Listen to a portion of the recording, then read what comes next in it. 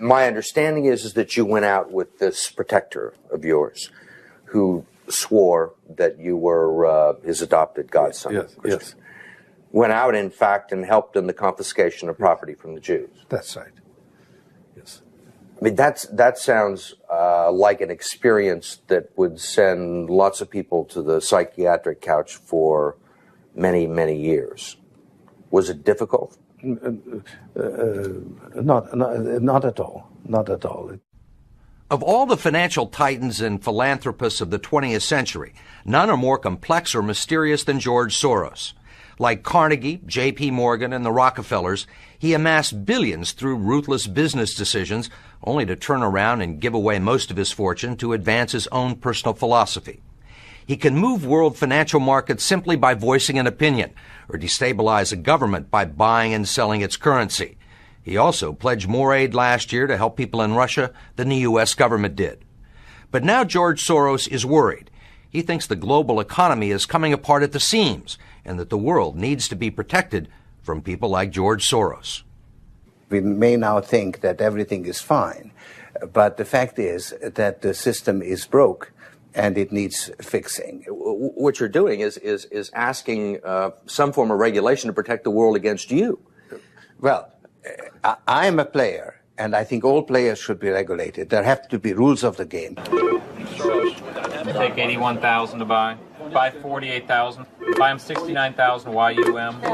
Right now, his Quantum Group hedge fund moves $14 billion of rich investors' money around the world every day, looking for profits and answering to no one. Soros makes huge bets on whole countries and economies. Last year, when he saw cracks in the Asia boom, he began selling the currency in Thailand. Traders in Hong Kong followed suit, triggering a financial crisis that plunged much of Asia into a depression. In the last 2 years, you've been blamed for financial collapse of Thailand, Malaysia, Indonesia, Japan, and Russia. Yeah, all of the above. All of the above. Yeah. Are you that powerful? No, I think there's a great misunderstanding. The Prime Minister of Malaysia said that the region spent 40 years trying to build up its economy, and along comes a moron like Soros with a lot of money, and it's all over. He called you a criminal. It's easier for him to blame an outside force than to admit that they were mismanaging their economy and their currency. The French finance minister talked about hanging speculators from lampposts. Soros says the Asian currencies would have collapsed even if he hadn't been in the market. They were overvalued. He says people tend to follow his lead because he's been so successful. I think that I've been blamed for everything. I am basically there to make money. I cannot and do not look at the social consequences of what I do. This man is a carnivore of the first order. Jim Grant is the editor of Grant's Interest Rate Observer and one of Wall Street's most respected analysts. He never tires of watching Soros, in part because of the huge bets he's willing to place on his hunches. He has always amazed the people he's worked with at his audacity and his willingness to back up his commitments with enormous sums of money. It causes the blood to drain from ordinary mortals' faces. Like risking $2 billion in Russia. When the Russian market began falling apart in August, Soros was the country's single largest investor. He called the U.S. Treasury and asked Uncle Sam for $7 billion to prop up the ruble. When U.S. officials failed to intervene, Soros wrote a letter to the Financial Times of London saying he thought the Russian currency should be devalued by as much as 25%. A few words from Soros were enough to cause panic selling that fueled the crash. What's it like to have a statement that you make have such serious, grievous consequences? I mean, you can, it looks to me like in a number of situations, you can take a position against a currency or make a statement, and the whole country falls apart. Well, it's a tremendous sense of responsibility, actually. And it's also a humbling experience because I am actually trying to do the right thing, and sometimes what I do has an unintended negative consequence, as it did in Russia. For both the Russian middle class and for Soros, who lost his $2 billion. Whatever his motivations, no one can accuse him of greed. He's backed away from the day-to-day operation of his businesses and is giving away his billions now with the same determination that he made them in places like Haiti, a country that has less money in the bank than he does. Last month, he brought the First Lady with him for a look at some of the projects his foundation is funding. This is Mr. George Soros, and he's going to be helping the hospital. This year, Soros plans to give away almost $500 million around the world. In Bosnia, when the water supply to Sarajevo was cut off at the height of the siege, it was Soros who wrote a check to jury-rig a pipeline through an abandoned highway tunnel. $5 million up front can be more valuable than $50 million a year or two later. Ambassador Richard Holbrooke brokered the peace in Bosnia. At one point, after the Dayton peace agreements in Bosnia in 1995, for a considerable period of time, George had given more money to implement the peace agreements than the U.S. government had. He just could move that fast. In Russia, he pledged $100 million to help scientists who might otherwise have sold their expertise to bidders like Iran or Iraq. In Eastern Europe, he's educated a new generation. And in Ukraine, he spent millions retraining the old Soviet military. At the center of George Soros, there's an inherent contradiction. Which is, on one hand, you're the capitalist who does not care about the social consequences of his act, and on the other hand, you are a philanthropist who cares only about social consequences. How do you resolve the two? recognizing that as a competitor, I've got to compete to win. As a human being, I am concerned about the society in which I live. Which George Soros am I talking to now? The amoral George Soros or the moral George Soros? It's one person. It's one person who at one time engages in amoral activities and at the rest of the time tries to be moral.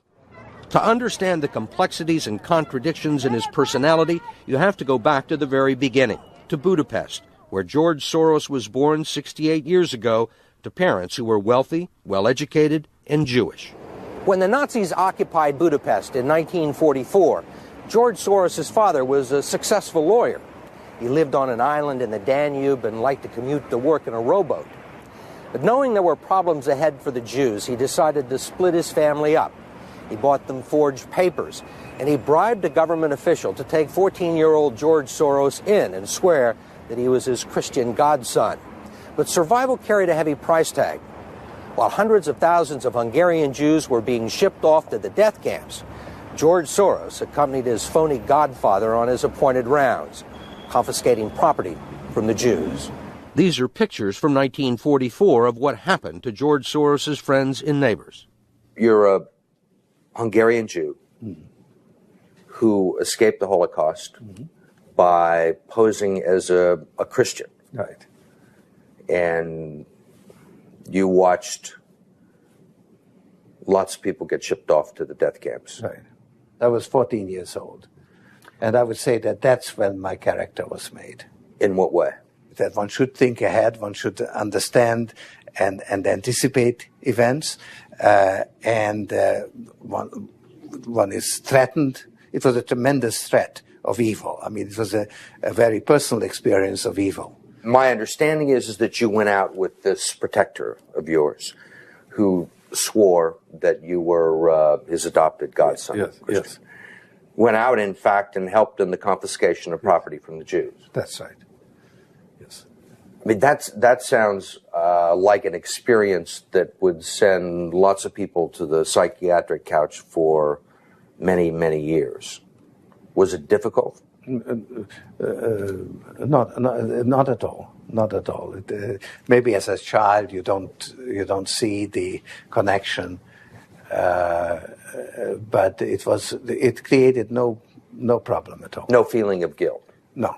For example, that I'm Jewish, and here I am watching these people go. I could just as easily be there. I should be there. None of that. Well, of course, I could be on the other side, or I could be the one from whom the thing is being taken away. But there was no sense that I shouldn't be there, because that was, well, actually, funny way, it's just like in markets, that if I weren't there, of course I wasn't doing it, but somebody else would be taking it away anyhow. In other words, whether I was there or not, I was only a spectator, the property was being taken away. So I had no role in taking away that property. So I had no sense of guilt. Are you religious? No. Do you believe in God? No. Soros told us he believes God was created by man, not the other way around, which may be why he thinks he can smooth out the world's imperfections. When we went with him to Ukraine, he was treated like a visiting head of state and was received by the president. Then he was received by the prime minister and finally the central bank. 20% in cash. They even allowed him to look at the books and asked him for advice. Lots of people want George Soros' advice. Most recently, South African President Nelson Mandela. Actually, President Mandela asked me, how could South Africa protect itself against speculators like you? And I told him, I wrote him a memo, trying to give him the best advice I could, how to reduce the exposure of South Africa to speculative attack. That's the old stop me before I kill again approach, right? Well, you're telling this is what you can do to stop me. Whether I or somebody else does whatever is happening in the markets, it really doesn't make any difference to the outcome. I don't feel guilty because I'm engaged in an amoral activity which is not meant to have anything to do with guilt. Part of the reason he is so rich is that the Soros hedge funds operate offshore in the Netherlands Antilles to avoid scrutiny by the Securities and Exchange Commission. So even while Soros tells Congress and the Treasury that hedge funds must be regulated to stop the global crisis, he's avoiding the rules. Why is it that Americans can't invest in the quantum fund? It's an offshore fund. Why is that? Because the fund is not registered with the Securities and Exchange Commission.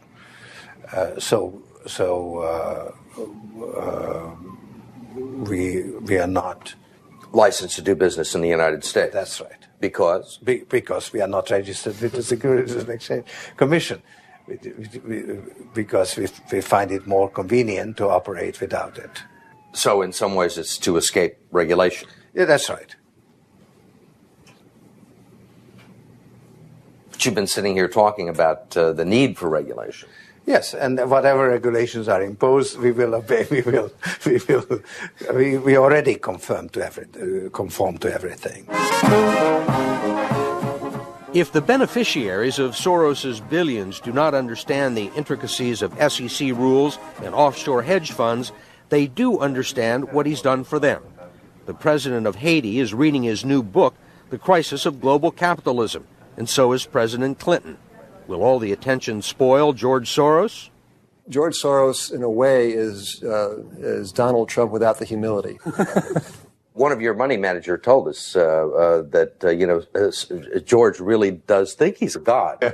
I mean, if you think that you're God and you go into financial markets, you're bound to come out broke. So the fact that I'm not broke shows that I don't believe that I'm God. Welcome to the Glenn Beck program. America, tonight I ask you to watch this program with an open mind. I ask you to put your partisan differences aside and really listen, and then do your own homework. Don't take my word for it.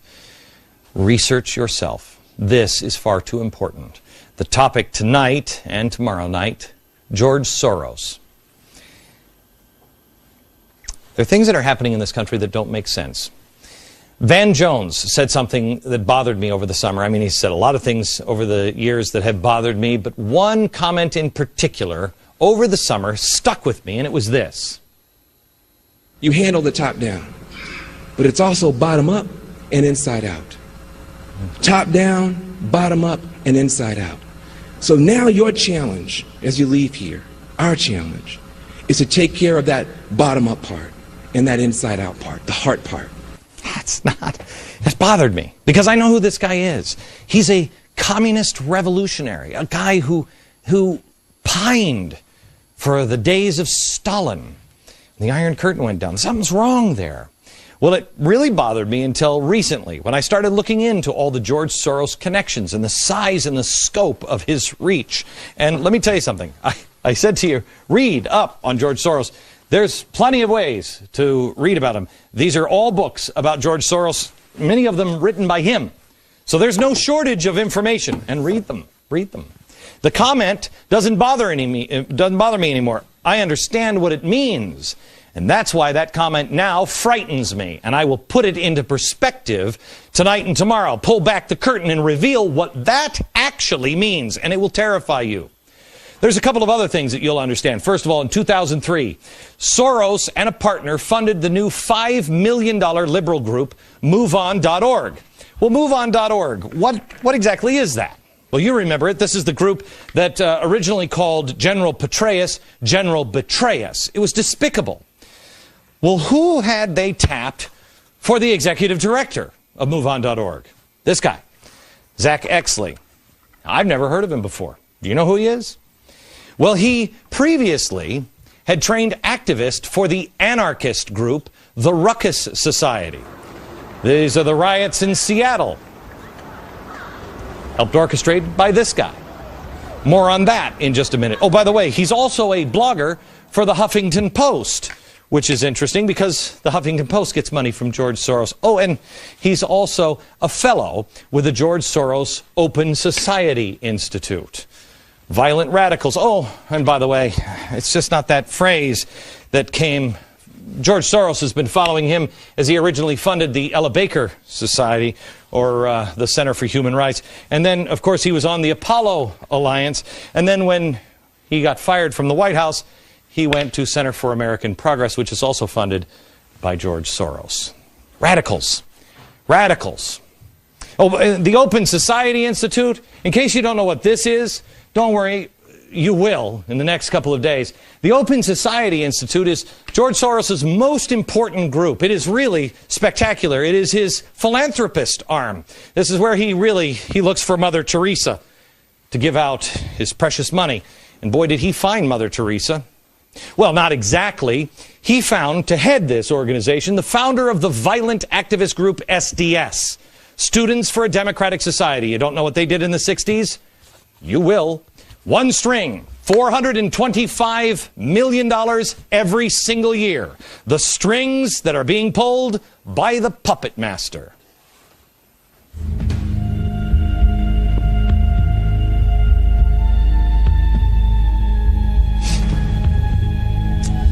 Hello, America. There are a few working parts to a puppet show. There is the puppet master. Here, there's the stage, there's the audience, there are the strings to each puppet, and then there's the story. But there's also why. Why is the story? Why is the show happening?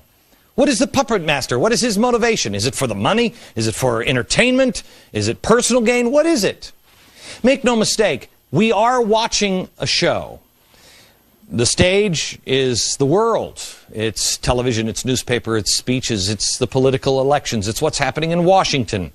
You are the audience. And like any good show, they do have one goal in mind. They want you to feel something. But most shows don't have a hidden meaning behind it. They just want you to laugh. They want you to be entertained. This one, not so much. At the end of the show, you have a choice to make. They want you to get up from your seats.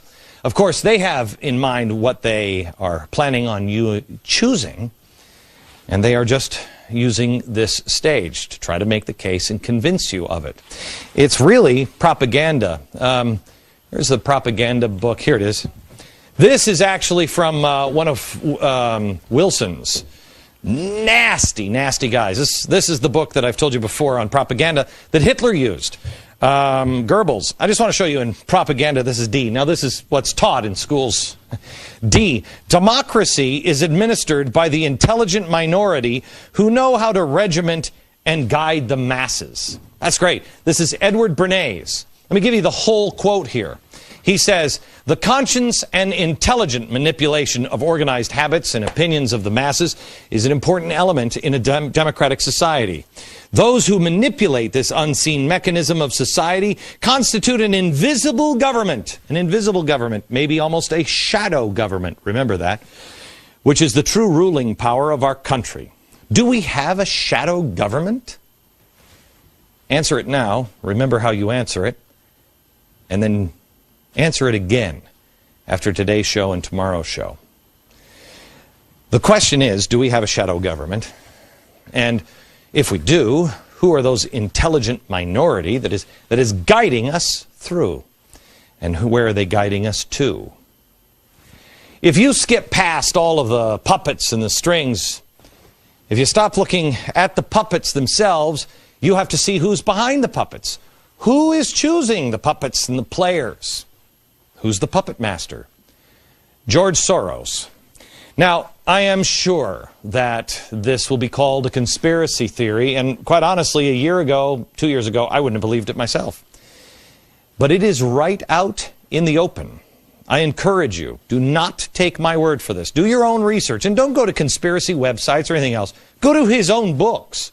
Go to the biographies written about him. Go to things that are well documented, like 60 Minutes, things that are well known for their accuracy.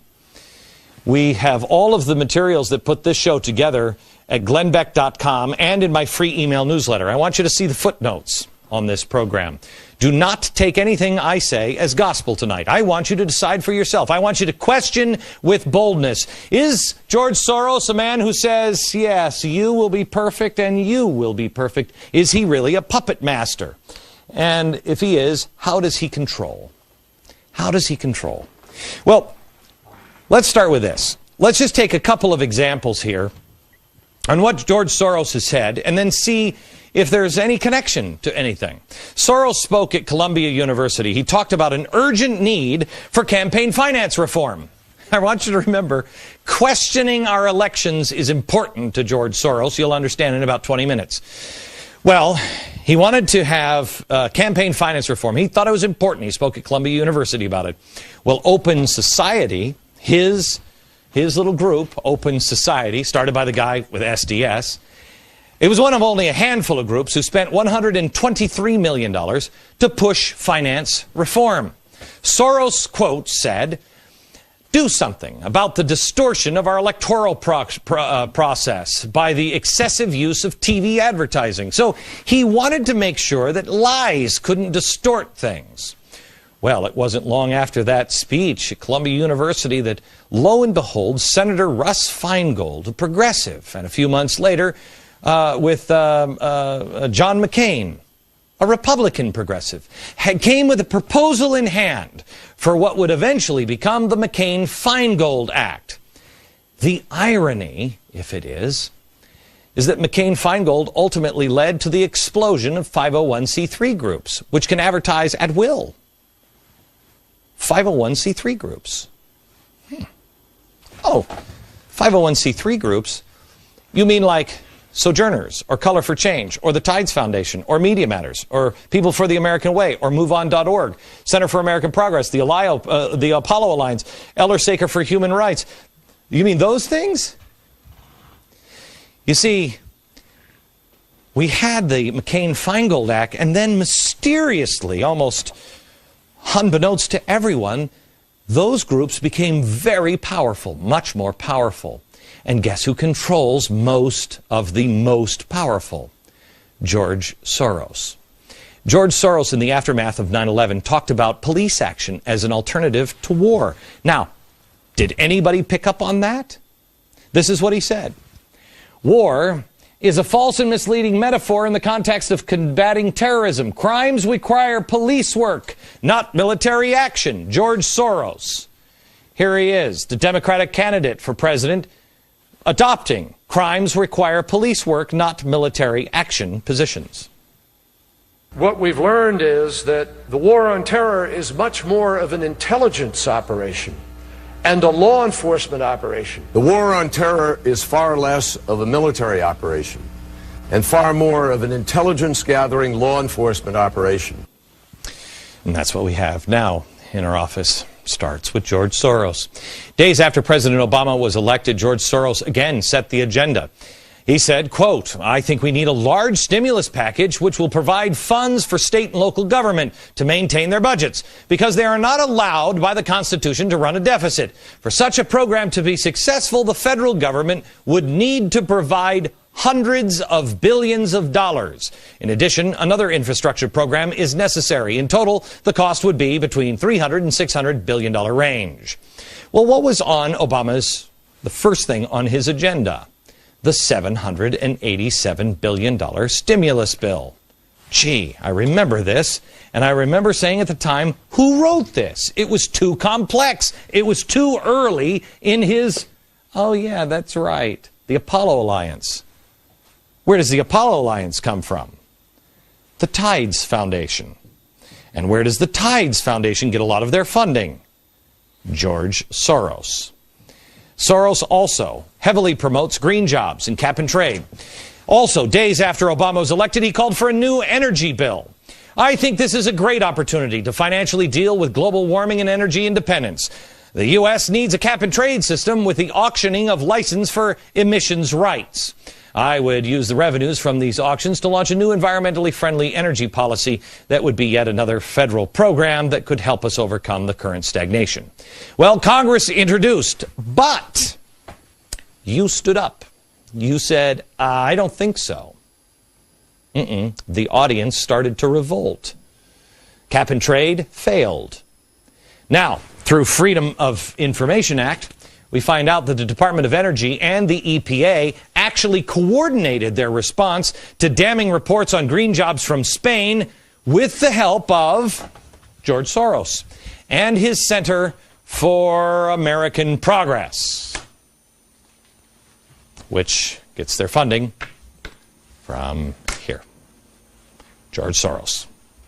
Here it is, December 9th, 2004. Also, there was this piece of information. This guy, where is Eli? Eli Pariser. There he is. He headed the Soros group, the front group, MoveOn.pac. Now, he wasn't upset that Kerry lost. Why? He explained this in an email. This is important that you understand. Quote, "In the last year, grassroots contributors like us gave more than $300 million to the Kerry campaign and the DNC and proved that the party doesn't need corporate cash to be competitive. It's now our party.